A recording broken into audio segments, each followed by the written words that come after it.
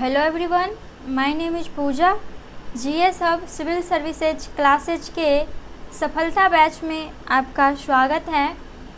सफलता बैच का आज का हमारा टॉपिक है बिहार के जनजातीय विद्रोह।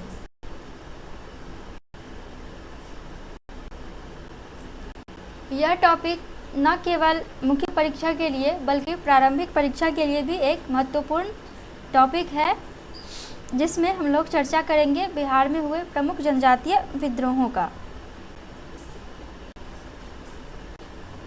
बिहार के जनजातीय विद्रोह भारतीय इतिहास का एक महत्वपूर्ण अध्याय है। ये विद्रोह अंग्रेजी शासन के खिलाफ और समाज के भीतर सामाजिक और आर्थिक अन्याय के प्रतिरोध में उभरे थे। बिहार में हुए सभी जनजातीय विद्रोहों का लगभग एक समान ही कारण था, जिनमें अंग्रेजों द्वारा शोषण, उनके पारंपरिक गतिविधियों में हस्तक्षेप, उनके पारंपरिक सामाजिक कानूनों में हस्तक्षेप और बदलाव, इसके अतिरिक्त दिगुओं का उनके क्षेत्र में आकर बसना और उनके आर्थिक क्रियाकलापों पर प्रतिबंध लगाना प्रमुख कारण के रूप में शामिल रहा। इसके अतिरिक्त इन क्षेत्रों में जनजातीय विशेष क्षेत्रों में धार्मिक हस्तक्षेप भी कई बार इन विद्रोहों के जन्म का कारण रहा। तो आइए हम लोग चर्चा करते हैं एक एक करके बिहार के प्रमुख जनजातीय विद्रोहों की। पहला है संथाल विद्रोह, जो कि 1855 से 1856 के बीच तत्कालीन बिहार के संथाल परगना क्षेत्र में हुआ था।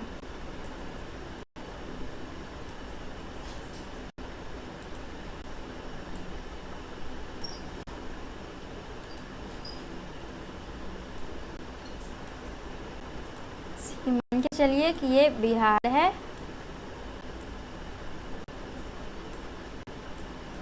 और ये इधर झारखंड है। तो इस वाले क्षेत्र में संथाल विद्रोह हुआ था।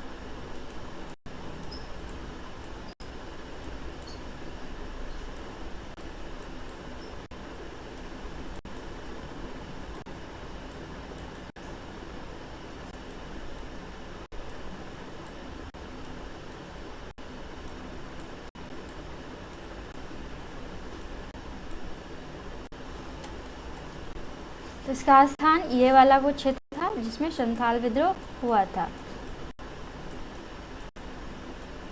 इस क्षेत्र को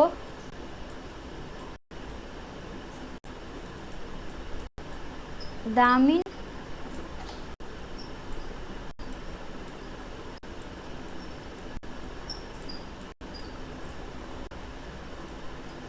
कोह क्षेत्र भी कहा जाता था।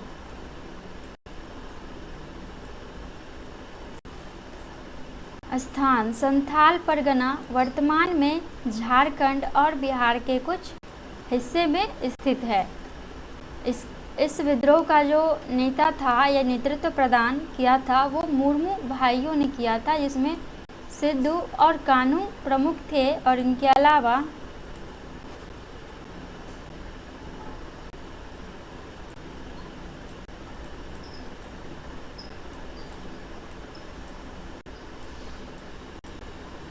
चांद और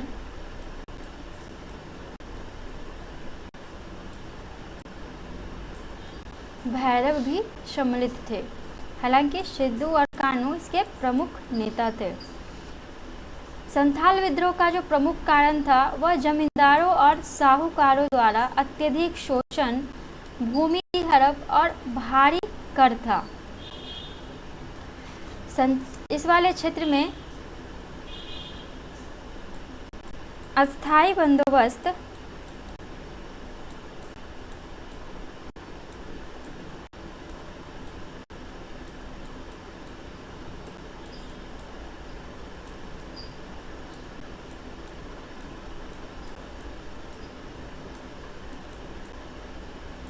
अस्थाई बंदोबस्त लागू था, जिसके तहत जो कर था वह लगभग 89% था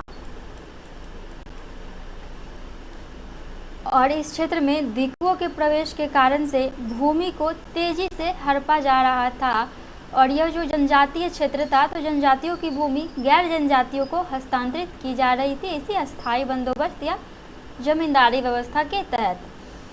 जमींदारों और साहूकारों ने इस क्षेत्र में ऋण जाल का अपना एक शोषण का तरीका बना के रखा था, जिसके माध्यम से भोले भाले जनजातियों को कुपित ऋण जाल में फंसा लिया जाता था, जिनसे वे कभी बाहर नहीं निकल पाते थे। तो इन्हीं सभी कारणों का सम्मिलित रूप संथाल विद्रोह के रूप में प्रकट होता है। इस विद्रोह का जो तत्कालीन कारण था वह इस क्षेत्र में वर्धमान रेलवे था। वर्धमान रेलवे निर्माण के दौरान यहाँ पर बेगारी करवाई गई थी और कहा जाता है कि कुछ संथाली महिलाओं के साथ दुर्व्यवहार भी किया गया था। तो इन तत्कालीन कारणों से यह जो विद्रोह है वो 1855 में आरंभ हो जाता है। अब देखते हैं इस विद्रोह का घटनाक्रम। 1855 में संथाल आदिवासियों ने अंग्रेजों के खिलाफ विद्रोह किया। उन्होंने अंग्रेजों और उनके सहयोगी जमींदारों के खिलाफ सशस्त्र संघर्ष किया। विद्रोह का दमन अंग्रेजी सेना द्वारा किया गया, जिसमें हजारों संथाल मारे गए। संथाल विद्रोह का परिणाम क्या रहा? तो इस विद्रोह का परिणाम रहा, इस विद्रोह के बाद ब्रिटिश सरकार ने संथालों के लिए एक विशेष क्षेत्र संथाल परगना का निर्माण किया और उनके लिए भूमि और प्रशासनिक सुधार किए गए। इसके अलावा इनके पढ़ा पंचायत को भी मान्यता दे दिया गया और संथाल परगना टेनेंसी एक्ट पारित कर इन क्षेत्रों के भूमि का प्रबंधन वापस से जनजातियों को सौंप दिया गया। संथाल विद्रोह का यहाँ पर मैंने थोड़ा सा शॉर्ट रखा हुआ है क्योंकि संथाल विद्रोह के लिए एक हॉलिस्टिक वीडियो ऑलरेडी इस चैनल पर पहले से ही अपलोडेड है। तो अगर आप लोगों को संथाल विद्रोह के संबंध में और भी अच्छी जानकारी चाहिए विस्तृत रूप से तो आप उस वीडियो के साथ जा सकते हैं, जो आपको इसी चैनल पर संथाल विद्रोह के नाम से मिल जाएगा। अब देखते हैं बिहार का अगला विद्रोह। तो बिहार का एक अन्य विद्रोह था कोल विद्रोह। कोल विद्रोह 1831 से 1832 के बीच तत्कालीन बिहार के क्षेत्र में हुआ। इसका जो स्थान था यह छोटा नागपुर क्षेत्र बिहार और झारखंड के वर्तमान हिस्से में हुआ था।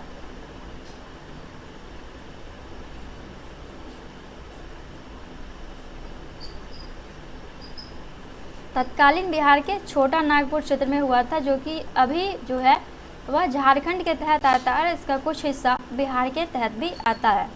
इसका जो नेता था वह बुद्धू भगत था। इसका प्रीलिम्स बेस्ड जो क्वेश्चन बनेगा वो यही पूछ लिया जाता है कई बार कि संथाल विद्रोह जो है वो किस वर्ष हुआ था। तो ऑप्शन में आपको या तो 1831 मिलेगा या 1832 मिलेगा या इसी तरह से कंबाइंड मिलेगा, तो आप उसके अकॉर्डिंग टिक कर सकते हैं। इसके अलावा यह किस क्षेत्र में हुआ था यह भी प्रारंभिक परीक्षा का एक प्रश्न बनता है। तो यह छोटा नागपुर के क्षेत्र में हुआ था। और कोल विद्रोह से जो सबसे ज़्यादा पूछे जाने वाला प्रश्न रहा है तो वो ये रहा है कि इसका नेता कौन था या इसे नेतृत्व किसने प्रदान किया था। तो इसे नेतृत्व बुद्धू भगत ने प्रदान किया था। कोल विद्रोह का कारण क्या था? तो कोल विद्रोह का कारण था जमींदारों और साहूकारों द्वारा आदिवासियों की भूमि पर कब्जा और उनके पारंपरिक अधिकारों का हनन। जैसा कि मैंने पहले भी बताया था कि जितने भी जनजातीय विद्रोह हुए न केवल बिहार बल्कि पूरे भारत में, उनका जो मेन कारण था वो लगभग समान ही रहता था। हालांकि कुछ क्षेत्रीय विशेषता के साथ अलग अलग कारण होते थे, परंतु कमोवेश कारण सबका एक समान ही थी। जैसे कि संथाल विद्रोह में भी कारण क्या था? जमींदार और साहूकारों द्वारा शोषण, भूमि की हड़प और भारी कर। और यहाँ भी कारण क्या है? जमींदारों और साहूकारों द्वारा आदिवासियों की भूमि पर कब्जा और उनके पारंपरिक अधिकारों का हनन। घटनाक्रम: आदिवासियों ने जमींदारों और साहूकारों के खिलाफ संघर्ष किया विद्रोह को दबाने के लिए अंग्रेजों ने बड़ी संख्या में सैनिक भेजे। परिणाम स्वरूप ब्रिटिश कठोर दमन के परिणाम स्वरूप कोल विद्रोह का दमन कर दिया गया। इसका परिणाम यह हुआ कि विद्रोह को दबा दिया गया, लेकिन इसने अंग्रेजों को आदिवासी नीतियों में बदलाव करने पर मजबूर कर दिया। हालांकि विद्रोह को तो दबा दिया गया, लेकिन इस विद्रोह के बाद अंग्रेजों ने आदिवासियों के नीतियों के प्रति आदिवासियों के लिए जो वो नीतियां बनाते थे उसमें थोड़ा सा परिवर्तन किया। अगला विद्रोह है मुंडा विद्रोह। मुंडा विद्रोह 1899 से 1900 ईस्वी तक 1899 से 1900 ईस्वी तक चला और यह भी छोटा नागपुर पठार क्षेत्र में चला, जो कि तत्कालीन बिहार का हिस्सा था। हालांकि वर्तमान में यह झारखंड और बिहार के कुछ हिस्सों में सम्मिलित है।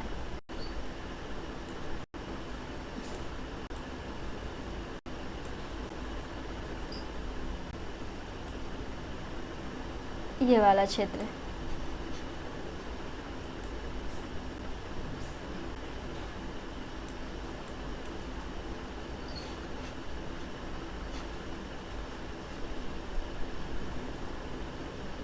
मुंडा विद्रोह का जो नेता था वह बिरसा मुंडा था।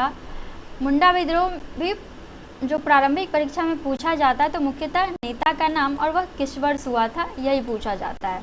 हालांकि मुख्य परीक्षा में मुंडा विद्रोह से समर्पित एक पूरा प्रश्न आता है जो कि 38 मार्क्स में और शॉर्ट प्रश्न के रूप में भी पूछा जाता है। हालांकि पुराने पैटर्न में यह 38 मार्क्स में पूछा जाता था, परंतु नए पैटर्न में इन टॉपिक्स को शॉर्ट क्वेश्चंस में शिफ्ट कर दिया गया है।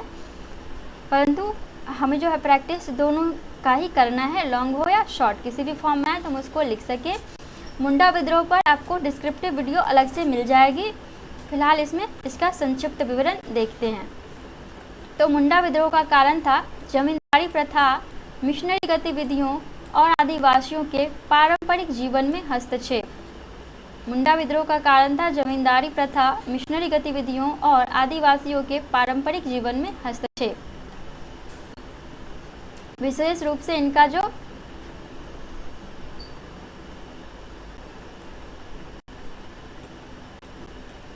धार्मिक जीवन था उसमें ईसाई मिशनरियों ने जबरन धर्मांतरण का प्रयास किया। घटनाक्रम: बिरसा मुंडा ने धार्मिक और सामाजिक सुधारों के माध्यम से आदिवासियों को संगठित किया।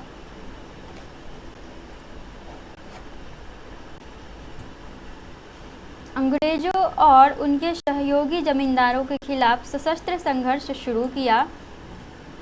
1900 में बिरसा मुंडा को गिरफ्तार कर लिया गया और जेल में उनकी मृत्यु हैजा से हो जाती है।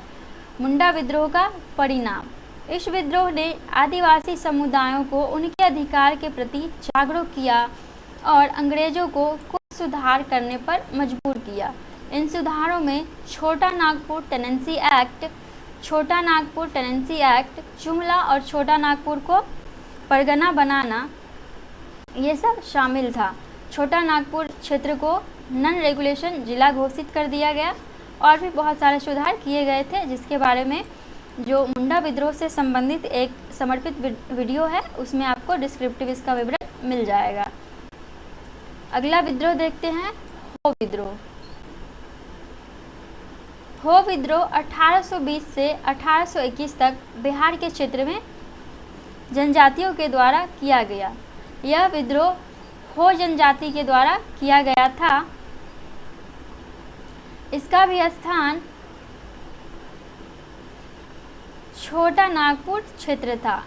इसका नेतृत्व छोटा नागपुर के हो आदिवासियों ने किया था और इसका कारण क्या था? अंग्रेजों द्वारा उनके पारंपरिक क्षेत्रों में हस्तक्षेप और जमींदारी प्रथा की स्थापना। हो विद्रोह का भी कारण था अंग्रेजों द्वारा उनके पारंपरिक क्षेत्रों में हस्तक्षेप और जमींदारी प्रथा की स्थापना।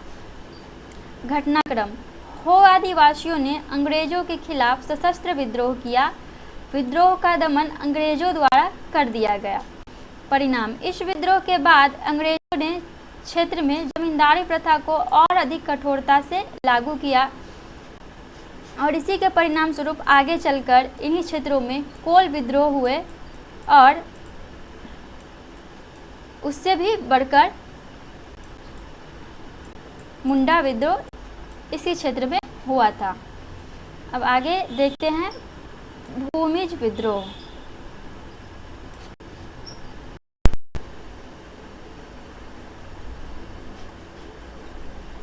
भूमिज विद्रोह 1832 से 1833 के बीच तत्कालीन बिहार के जनजातीय क्षेत्र में हुआ था। यह जो स्थान था यह छोटा नागपुर और मिदनापुर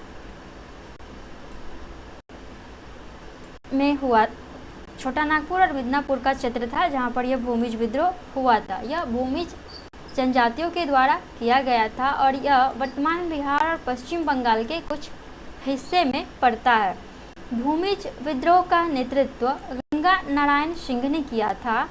भूमिज विद्रोह प्रारंभिक परीक्षा के लिए ज़्यादा महत्वपूर्ण है क्योंकि उसमें पूछ लिया जाता है कि इसका जो है वर्ष कौन सा है और इसका नेतृत्व किसने किया और यह किन क्षेत्रों में हुआ था।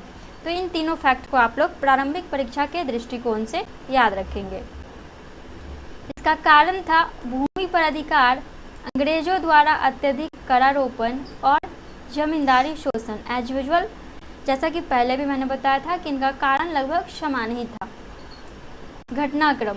भूमिज आदिवासियों ने अंग्रेजों और जमींदारों के खिलाफ विद्रोह किया। गंगा नारायण सिंह के नेतृत्व में आदिवासियों ने अपने क्षेत्र में अंग्रेजी शासन के खिलाफ संघर्ष किया। इस विद्रोह का परिणाम यह हुआ कि इस विद्रोह को दबा दिया गया, लेकिन इसने आदिवासियों के आत्मसम्मान को जीवित रखा। तो बेसिकली भूमिज विद्रोह के संदर्भ में आपको जो प्रारंभिक परीक्षा के लिए याद रखना है वो इसका वर्ष याद रखना है, क्षेत्र और इसका नेता।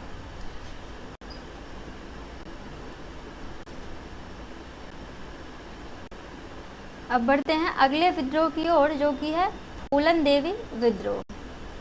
फूलन देवी विद्रोह 1857 से 1858 के बीच छोटा नागपुर वाले क्षेत्र में हुआ था। यह 1857 की क्रांति के समानांतर चलने वाला जनजातीय विद्रोह था। इसका भी क्षेत्र छोटा नागपुर क्षेत्र ही था। इसकी नेतृत्वकर्ता फूलन देवी थी। इसका कारण वही था, अंग्रेजों द्वारा जमीनों का हड़प और करारोपण और धार्मिक उत्पीड़न। घटनाक्रम।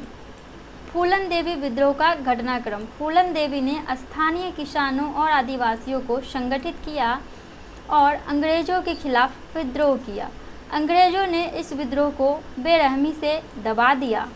इसका परिणाम इस विद्रोह ने क्षेत्र के लोगों में आज़ादी और आत्मसम्मान की भावना को और मजबूत किया।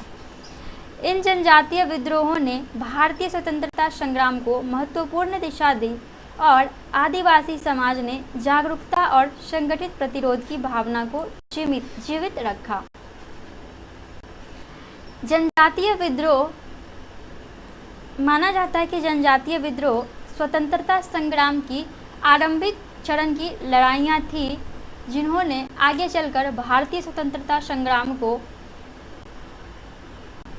जन क्रांति लाने और सभी जनता को अपना योगदान देने के लिए प्रेरित किया। हालांकि यह जो जनजातीय विद्रोह था वह छिटपुट और अपने आरंभिक लक्ष्यों के तहत ही होता था, परंतु इन्हीं जनजातीय विद्रोहों ने छोटे छोटे जनजातीय विद्रोहों ने स्वतंत्रता संग्राम का आधार तैयार किया।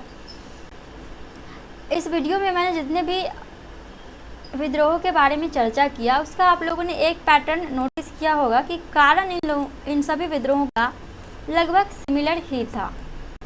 इनके कारण क्या होते थे? कारण था जमीन,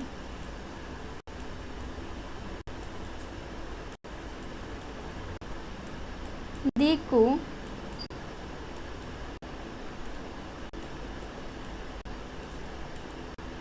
धर्मांतरण,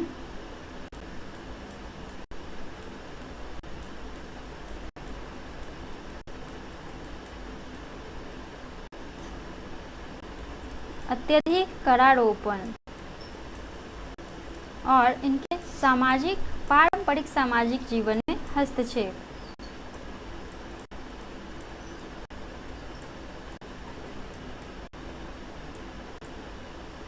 तो यही कारण थे लगभग सभी विद्रोह के। सभी जनजातीय विद्रोह का कारण सेम ही रहा, जमीन संबंधित, दिकुओं का प्रवेश, धर्मांतरण, अत्यधिक कर और सामाजिक जीवन में हस्तक्षेप। इन सभी विद्रोहों में लगभग आपने एक पैटर्न और नोटिस किया होगा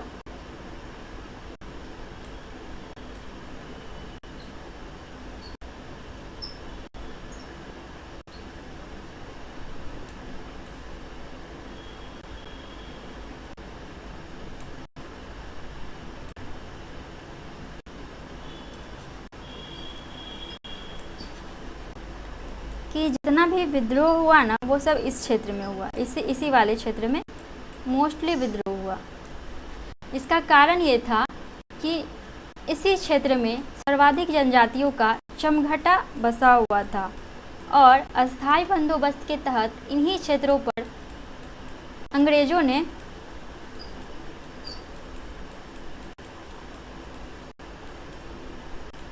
अपना प्रत्यक्ष नियंत्रण स्थापित करना शुरू किया, क्योंकि यहाँ पर था बंगाल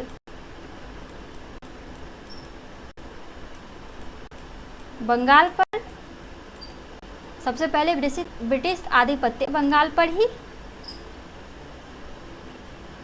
स्थापित हुआ था। तो बंगाल से जुड़े क्षेत्रों पर इसका प्रभाव सबसे पहले देखने को मिला और इसी क्रम में इन क्षेत्रों तक भी अंग्रेजों का प्रवेश हो गया, जिससे इन क्षेत्रों में रह रहे आदिवासी लोगों का, जो कि उनका अपना एक अलग सामाजिक सांस्कृतिक कल्चर था, जिसको अंग्रेजों ने उतनी वरीयता नहीं दी और दूसरे जगहों के भांति इन जगहों पर भी समान कानून को लागू करने का प्रयास किया गया।